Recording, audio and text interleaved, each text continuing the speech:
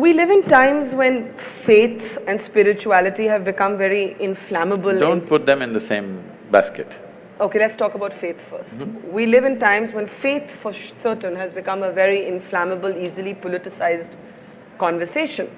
If faith should have been personal today, it's not. Today you actually have decisions taken in the name of somebody's faith being injured. So you mentioned food right now. I read somewhere that you said there's nothing religious about the act of food, just eat what you like. No, I didn't Eat say what's that. good for you? I said eat what's good Okay, for you. eat what's good for you. It's a very different thing. Okay, I correct myself. Eat what's good for you. But today we have a highly politicized conversation around banning beef in the name of faith. It's definitely not good for you to eat it. Beef or any meat? I'll come to that. Finish. Okay, so I'm offering that as one example of how I see a politicized conversation taking place around faith. How do you reconcile the faith of a large number of people with questions of individual liberty? I know I have read that you like books written by Salman Rushdie. We were the first country to ban him, again in the name of faith. How do we reconcile faith with individual liberty? See, it's always been said, faith moves mountains. Yes, but it freezes your mind. But the greatest crime you can do on this planet is to move a mountain. You should not move a mountain, it should be where it is. It is not just dropped from somewhere, it's grown because of various forces functioning in a particular way. Phenomenal activity has happened to build a mountain. You should never move a mountain. But people with frozen minds always want to move a mountain. Okay, having said that, when we say faith, it's an import for this culture. We have never had faith in this culture. You must look back little beyond 1,000 years since we've been under occupation. Here we have been told always, your life is your karma. Karma means action. Whose action? Your action. So what we are saying is, your life is entirely your making. There is no someone sitting up there and managing this for you. This is entirely yours.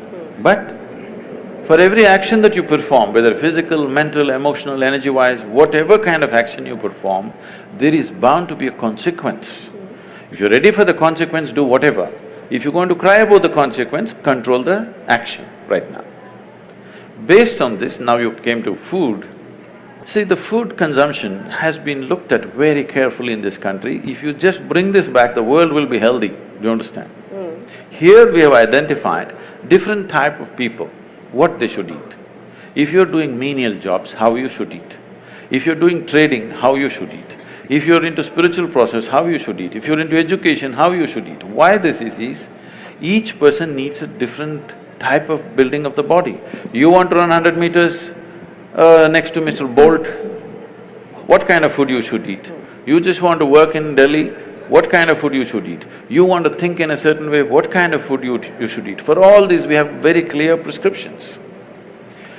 Now, when it comes to food, what it means is, we are taking another life, whatever that is, it may be plant life, animal life, whatever. You're taking another life, ingesting it, and you have to make it your life. That's the whole thing. What is your life, what is that life, if you look at it? All life on this planet is coming from the earth. This body is also the same soil, this is also same soil. If there is a earthworm, that is also same soil. But see how it has become, how this has become, how that has become. If I give you like a mango or a banana? Mango. Mango. I know, you're ruling the state right now. Now, if you eat a mango, this mango becomes a woman in you. If I eat a mango, the same mango becomes a man in me. If a cow eats a mango, the same mango becomes a cow in the cow. Why is this happening? There is a certain information or software in you. Whatever you eat, it transforms it into a woman. If I eat, it transforms it into a man. If a cow eats, that becomes a cow.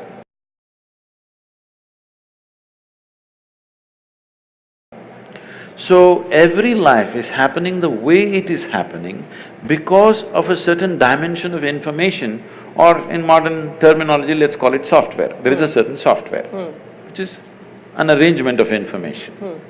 Now, the idea is to eat as simple a software as possible. If you eat that kind of life, which is a very simple software, your ability to override that software and make it entirely a part of you is very good. As that software gets complex, more and more complex, your ability to integrate it goes down. So especially if it's a creature which has some sense of thought and emotion, if it has emotion, then you should not eat it. This is the understanding. An animal which has any emotion displays certain emotions, especially if it displays emotion which is near to human emotion, you should not eat it because it will not integrate itself, that animal nature will start manifesting itself. Or in other words, in India, today maybe in cities people do not know, you see in the villages, people have very intimate relationship with the cow. They have drunk the milk of that cow, their children are drinking the milk of that cow. There is a very deep relationship. If you do not know this, cow is one creature. If something happens to you and you are in some kind of grief or misery, you don't have to be near the cow. Wherever the cow is in your house, it'll start shedding tears for you. You know, I've seen this with my eyes, I couldn't believe. When somebody is dead in the house, what does a cow know? It is somewhere, simply tears flowing. So when it has such deep emotions, if you kill it, it's like killing a human being, it's murder or it's cannibalism. So because of that, this is not a faith thing, this is not a religious thing. We thought this is a fundamental sense. Why, when we are hungry, why can't I cut you up and eat you? What's wrong? What's wrong? But what you're saying should be about many more animals than just the cow. Yes, of course. And when it becomes about only the cow, then there is certainly a perception that it is a political decision or a religious decision. No, I'm not talking about whatever the laws. This is not about people getting up and saying it's cruel to be a meat eater. That would be a different argument. I'm not even talking about cruelty, even cutting a plant is cruel, in my experience. But you have to do it. But if you're conscious of it, you will do it to the minimum possible extent, not do it wantonly. That's the whole thing. Now about this political ban about cow slaughter or whatever, this has many things. One thing is there is a sensitivity. Once you drink milk from the cow, she's like your mother. Killing your mother and eating her up is something people cannot digest in this country. Still 80% of the people belong to that category and they're hugely… there's a huge emotion, such an emotion which because they've always been made to be docile in a certain way, they have not violently reacted to it. But in some places, it has happened in villages and other places.